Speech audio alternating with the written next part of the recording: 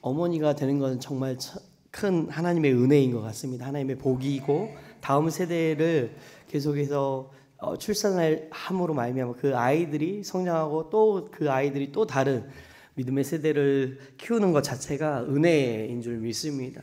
우리 교회가 그렇게 선교사님들의 복음을 받아서 지금까지 이어온 것이 하나님의 은혜입니다. 저희는 살면서 많은 거짓말에 속아서 살아가는 경우가 있습니다. 오직 진리는 하나님의 말씀입니다. 지난 화요일 날 청년들하고 풋사루에 집에 와서 씻고 나왔습니다. 그리고 난 후에 첫째와 둘째가 잠을 자지 않아서 아이들을 재우기 위해서 그 방에 들어갔습니다. 그러면서 첫째 아이에게 사랑한다라는 말로 고백합니다. 온유야, 사랑해, 사랑해, 사랑해 라는 말을 해줍니다. 그런데 그 아이가 저에게 한 말이 있었습니다. 당연히 저는 네 아빠 저도 사랑해요 라는 말을 기대했습니다. 그런데 그 아이 입에서 나오는 말은 제가 정말 생각하지도 못한 그런 말입니다.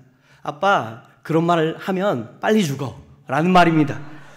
그러니까 그 사랑이라는 말, 동화 속에 보면 그 등장인물들이 사랑하는 관계 안에 있다가 사랑이라는 말을 하면 죽는다라는 그런 사망 플래그가 있다라는 거죠. 헤어짐의 이별을 암시하는 말이 사랑해 라는 말로 그 아이는 이해했다라는 겁니다. 그것이 그 아이에게 어떤 책에서 보았던 신념이 되어버린 것이죠. 그것은 그 아이에게 거짓말입니다. 우리가 무엇을 듣고 읽고 깨닫는가에 따라서, 다시 말해 우리가 세상에서 어떤 것을 받아들이느냐에 따라서 그것이 우리의 입술에서 행동으로 나오는 경우가 많습니다. 우리는 잘못된 신념을 가지고 우리가 살면서 받아왔고 영향을 받아온 그런 영향들로 말미암아 그 언어적인 것들, 행동적인 것들로 인하여 우리의 잘못된 내재적으로 심겨진 그 잘못된 신념으로 우리가 살아갈 경우가 많이 있습니다. 오늘 본문은 예수님께서 세례를 받으신 후에 성령에 이끌려서 광야로 가셨습니다. 그리고 광야에서 40일 동안 밤낮으로 줄이셨습니다. 40이라는 숫자는 성경 문학적으로 징벌과 고통, 인내와 완성, 그리고 하나님께서 그의 백성을 준비하는 기간 등으로 이해되어집니다. 광야에서 이스라엘 백성들이 가나안 땅을 정탐하기 위해서 40일 동안 정탐꾼들을 보냅니다. 그리고 그 약속의 땅을 차지하기 위해서 12명의 정탐꾼들이 들어갔을 때에 2명, 여호수아와 갈렙을 제외한 10명이 이스라엘 백성들이 그 땅을 악평하기 시작할 때에 모든 이스라엘 백성들이 통곡하기 시작합니다. 그러면서 이 40일이라는 기간을 1년으로 삼아서 40년의 광야 생활을 하게 된 것입니다.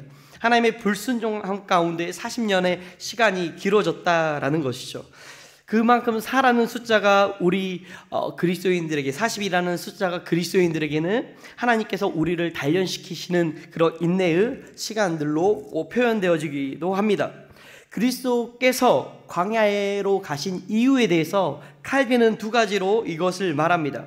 하늘의 사람으로서 자신의 사명을 시작하기 위함이고, 둘째로는 시험의 단련을 통해서 자신의 예비적 훈련을 통해서만 그렇게 힘들고 탁월한 사명을 무장을 갖출 수 있기 때문에 그 40일을 보냈다라고 칼빈은 말합니다. 다시 말해 사명의 시작과 함께 사명을 위한 무장을 갖추기 위해서 그 광야로 갔다라고 칼빈은 말합니다. 그런 40일의 시간이 지난 후에 예수님께서 마귀의 시험을 받으십니다. 이때 예수님께서는 40일 동안 아무것도 먹지 않고 굶주리고 그러한 상태였습니다. 정신적으로나 육체적으로나 피폐해진, 어찌 보면 인간답지 않음을 볼 수 있는 그런 시기입니다.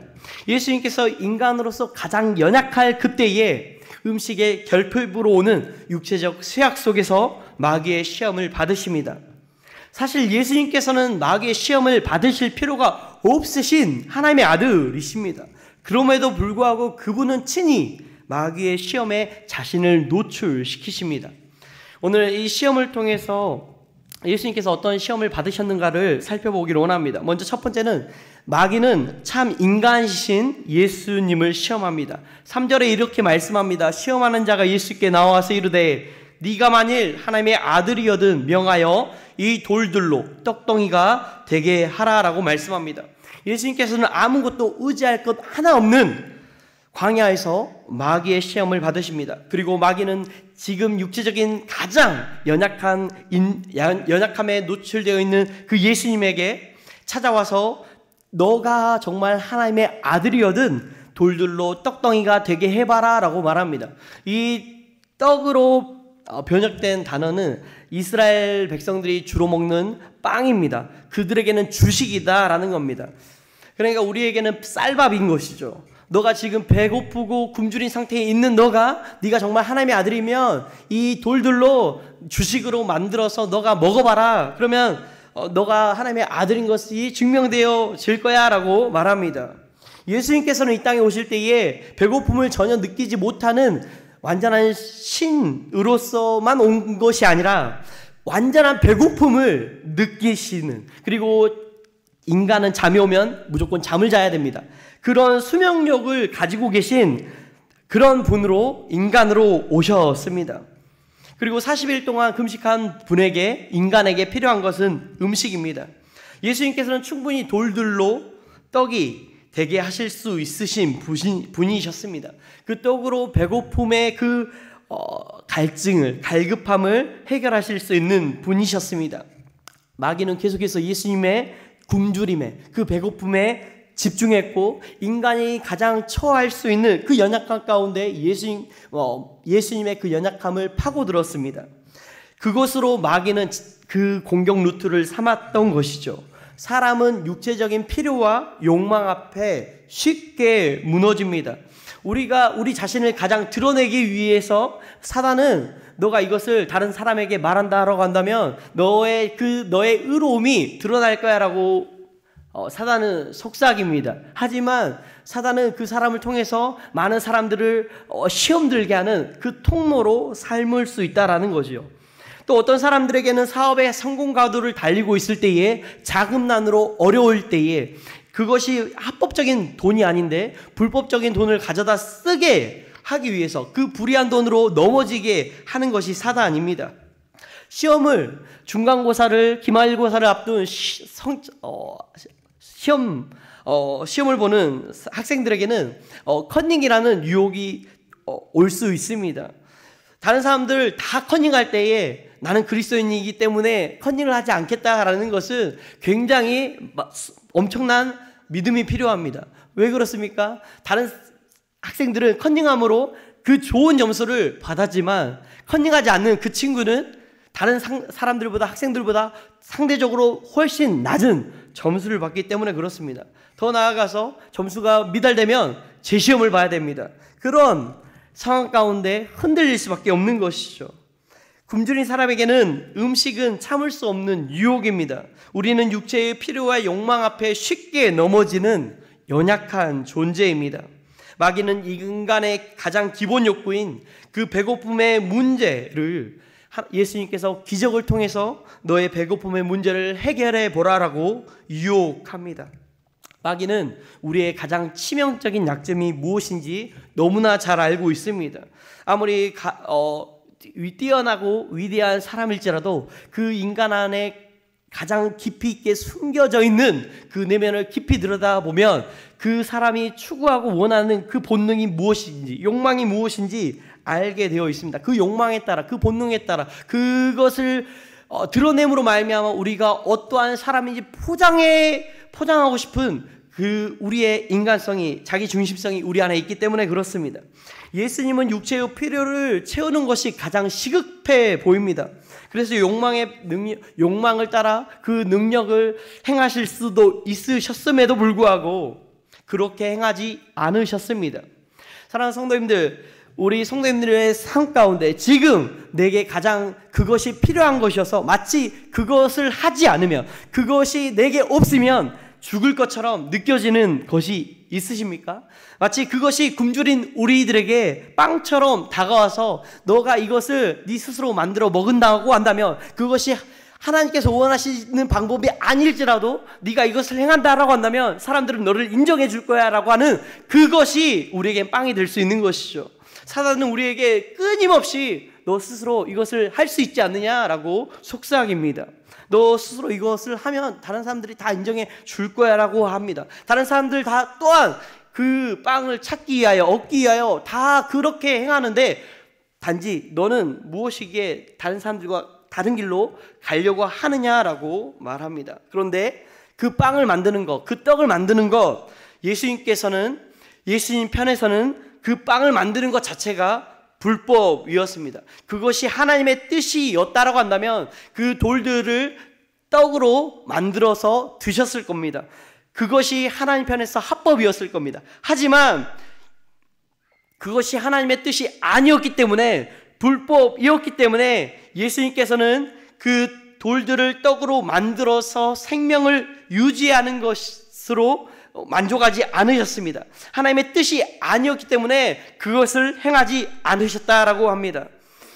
마귀는 그 빵을 만들어서 먹는 것, 그것이 너가 그것을 행한다면 네가 하나님의 아들인 것을 우리에게 알게 한다라고 하는데, 하지만 세상 사람들은 그 빵을 만들어 먹는 것이 너의 능력이라고 하는데 그것은 하나님 편에서는 불법이고 그것은 하나님 앞에서 죄에 달하는 것이죠. 우리에게 많은 유혹들이 찾아올 수 있습니다. 우리 목회자들과 교육자들은 항상 교회 안에서만 있기 때문에 세상과 치열하게 싸우는 것은 부족할 수 있습니다. 하지만 우리 성도님들은 세상에 치열하게 싸워야 되는 존재들입니다. 우리는 교육자들 그리고 말씀을 맡은 목회자들은 말씀과 함께 더불어 씨름하고 어떻게 성도님들이 살아가야 될 것인가에 대해서 끊임없이 씨름하고 연구하고 하지만 이 세상에서 현장에서 살아가야 되고 살아내야 되는 분은 우리 성도님들이다라는 겁니다. 이것이 예수님의 초기 사역을 시작하시기 전에 마귀가 너가 하나님의 아들이거든 이 돌들로 떡덩이가 되게 하라는 이것을 예수님의 십자가의 사역까지 끊임없이 말씀합니다. 예수님께서 십자가에 달릴 때 두 행악자들이 있습니다. 그 두 행악자 중에 한 사람이 예수님께 이렇게 말합니다. 네가 그리스도냐? 그러면 너와 우리를 구원해 봐라라고 이렇게 말합니다. 그러면서 또 예수님께서 십자가에 달릴 때에 사람들이 그 길을 지나가면서 머리를 흔들며 예수님에게 이렇게 말합니다. 이르되 성전을 헐고 사흘에 짓는 자여, 네가 만일 하나님의 아들이여든 자기를 구원하고 십자가에 내려와 봐라 라고 말합니다.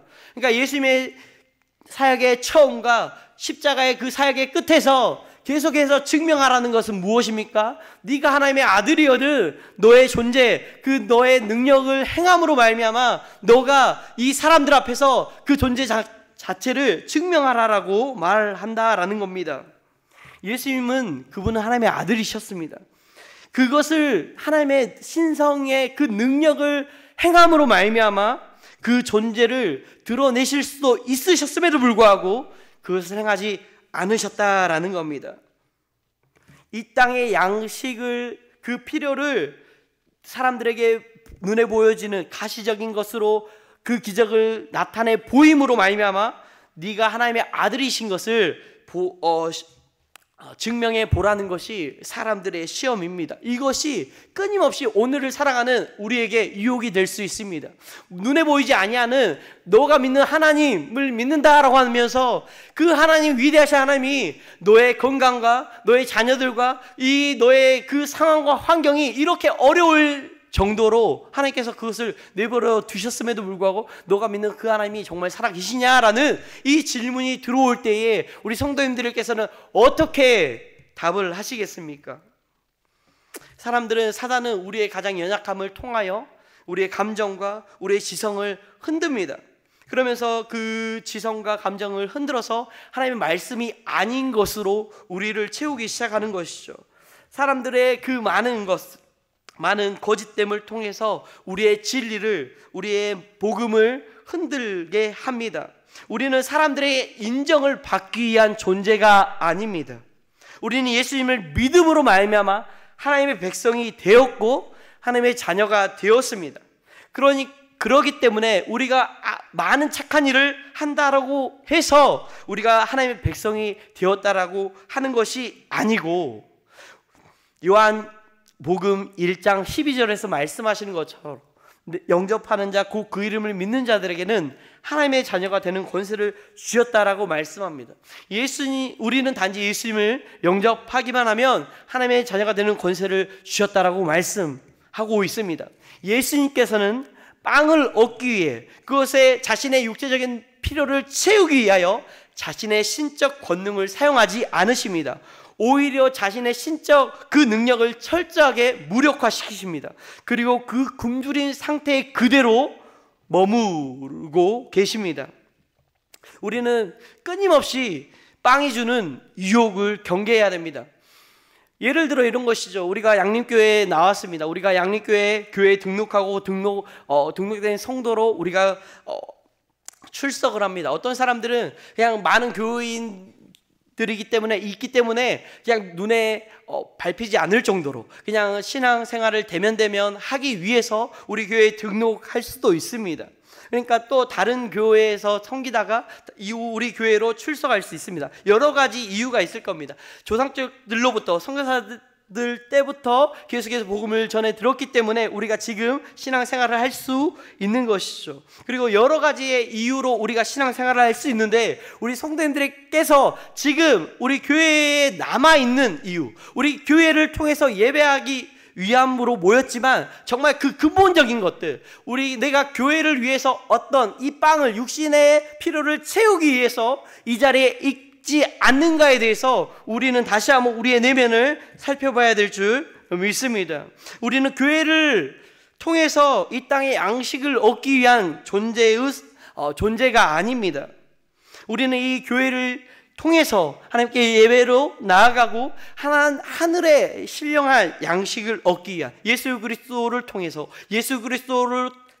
주어진 하나님의 말씀으로 우리가 이 땅에서, 이 세상에서 빛과 소금의 역할을 감당하는 그런 존재로 우리를 부르셨다라는 겁니다. 교회는 우리 성도님들의 자아 실현을 위한 곳이 아니고, 함께 모여서 그냥 좋은 교제의 장으로 모이는 곳이 아니고, 그리고 또한 이 교회를 통해서 나의 개인의 이익을 얻고자 하는 곳이 아니고, 오직 주님 말씀하신 것처럼 내 아버지의 집은 만민이 기도하는 곳이다라고 말씀하신 것이죠. 이 교회는 나와 주님이 만나는 거룩한 곳이다라는 것을 통해서, 정말 예배를 통해서 거룩하신 삼위일체 하나님을 만나는 우리 성도님들 되시길 소망합니다.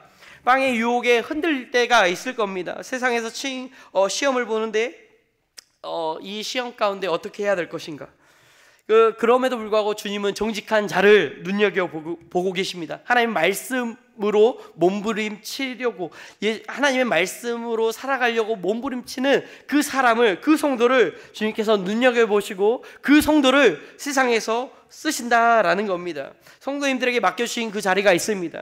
우리에게 맡겨주신 그 자리에서, 우리가 맡겨주신 그 자리에서 우리가 일을 통해서, 하나님께서 우리에게 주신 그 사업장을 통해서, 직장을 통해서 하나님께서 우리에게 생명의 양식을 공급해 주십니다. 먹을 것뿐만 아니라 다양한 여러 가지의 공급을 허락하여 주시는데, 그 사업장이, 그 직장이 우리가 그냥 단순히 일하는 곳으로 그치지 않냐고, 나를 통해서 그곳이 하나님의 나라가 되어지는, 하나님의 말씀의 통치를 받는 내가 그곳에서 하나님의 말씀으로 살아가기 시작할 때에 그곳이 하나님의 나라가 된다라는 사실을 깨달으며, 그 나라, 육신의 빵을 얻기 위한 존재의 그 곳이 아니라 그 곳이 하나님의 그 나라의 터전으로 바꿔지는 은혜가 있길 소망합니다. 우리에게는 예수님이라는 생명의 빵을 우리에게 허락하여 주셨습니다. 그 생명의 빵이 우리의 그 사랑하는데 그것으로 충만하는 우리 성도님들 되시길 소망합니다. 두 번째로, 마귀는 예수님의 존재와 하나님의 사랑을 시험합니다. 5절과 6절의 말씀을 합독하시겠습니다. 시작이요.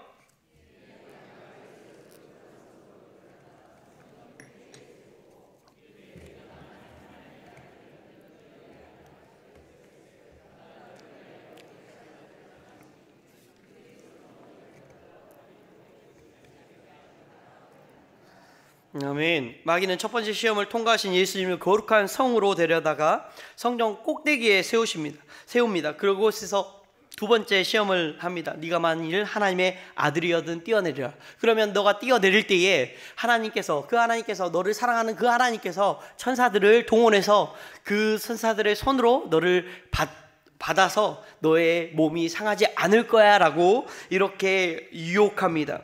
마귀는 예수님의 존재에 대해서 흔들고 그리고 또한 하나님의 사랑에 대해서 흔들기 시작합니다. 그분의 존재 자체 그리고 너를 사랑하는 그 아버지의 마음을 이적을 통해서 증명해 보라라고 말합니다. 그런데 우리가 기억해야 될 것은 하나님의 사랑은 우리에게 어떠한 기적과 능력을 베푸시는가 아닌가에 따라서 그 하나님의 사랑이 증명되는 것은 아닙니다. 이미 하나님께서 그의 백성과 그 자녀를 사랑한다라는 것을 성경을 통해 주셨습니다. 그것이 믿겨지지 않으면 계속해서 하나님의 말씀을 내가 너를 끊임없이 사랑한다라는 말씀을 계속해서 묵상하고 암송하고 외우시길 바랍니다. 그 사랑의 최종장으로서 하나님께서는 어떻게 하셨다라고 말씀합니까?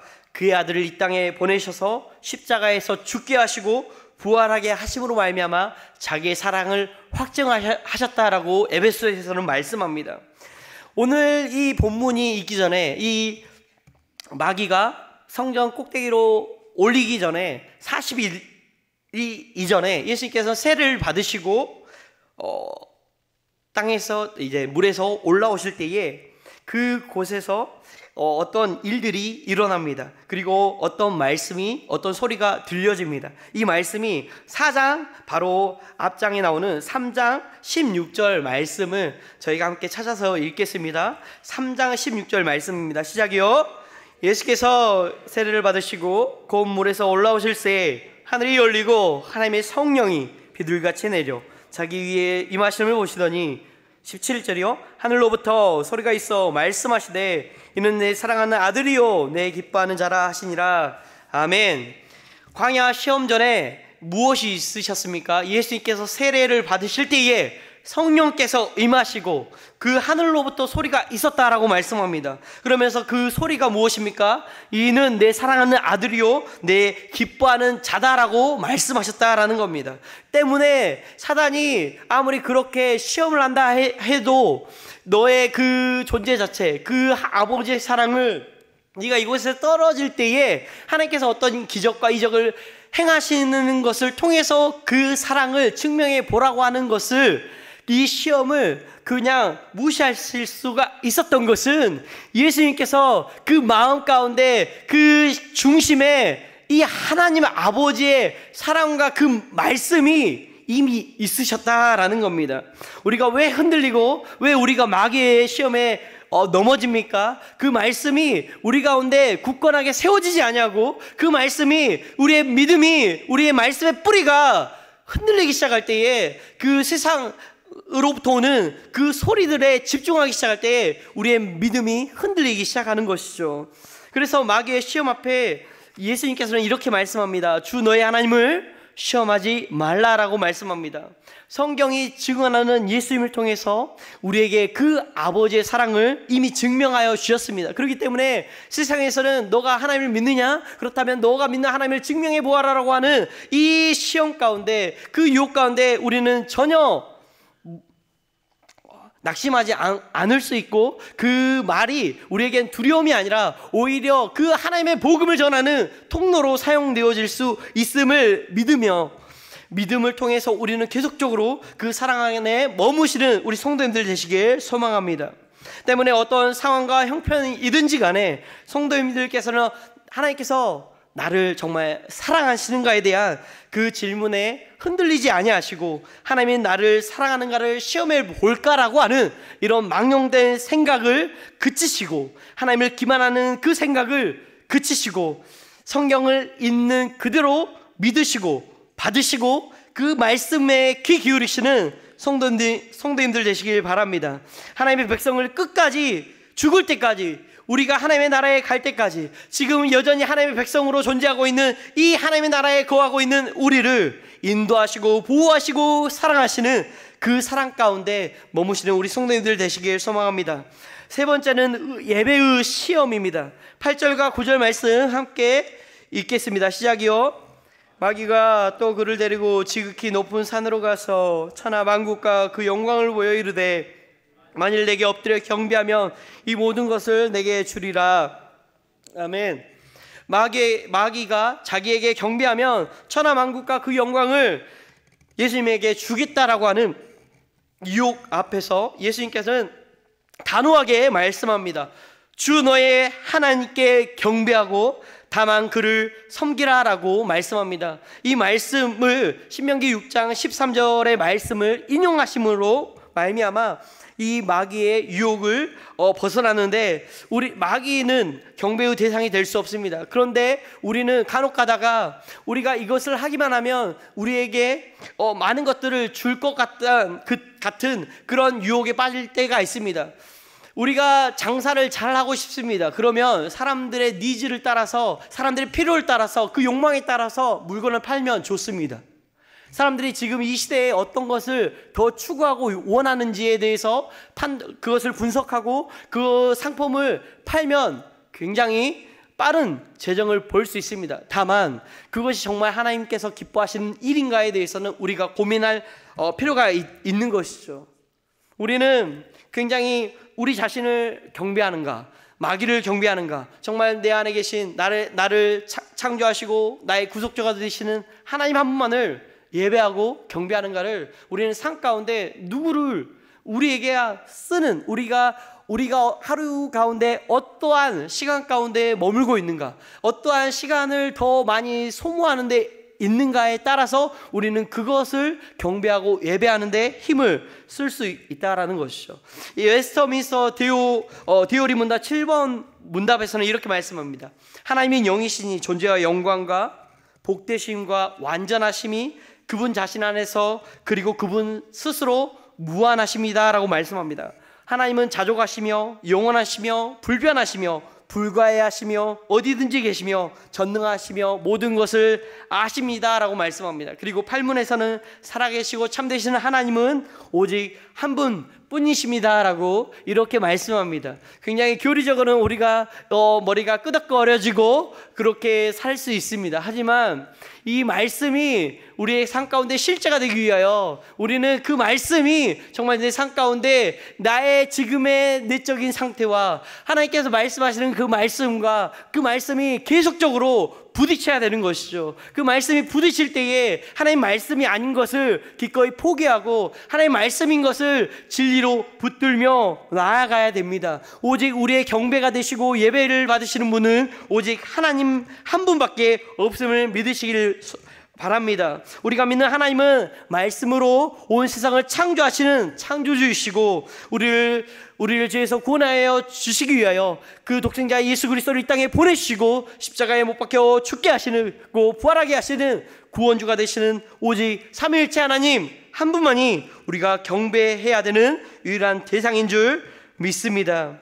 광야에서 시험을 받으실 때에 예수님께서는 오직 말씀으로 이것을 말씀으로 마귀의 모든 시험을 물리치셨습니다. 하나님의 말씀이 그 흔들리는 유혹 앞에 우리의 중심을 잡아줍니다. 그렇기 때문에 말씀과 기도로 거룩해진다라고 하는 때에 우리는 그 말씀과 기도의 현장 가운데 우리를 계속해서 끊임없이 노출시켜야 됩니다. 새벽 기도회, 그리고 수요 예배 때, 그리고 기도회 때, 그리고 다양한 전도의 모임과 그리고 또한 구역 예배의 모임을 통해서 그 시간마다 하나님께서 오늘 이 시간 가운데 나에게 어떠한 은혜를 허락하여 주실까, 이 시간을 통해 하나님께서 진리의 말씀을 어떠한 말씀으로 나를 인도하실까에 대한 그 기대감을 가지고 참여하기 시작할 때에 하나님의 말씀이 우리 가운데, 우리 성도님들 가운데 비춰짐으로 말미암아 우리의 모든 어둠을 몰아내고 그 빛으로 우리를 인도하시는 그 인도하신 가운데 우리 성도님들이 그 삶 가운데 승리하시는 우리 성도님들 되시길 소망합니다. 기도하겠습니다. 하나님,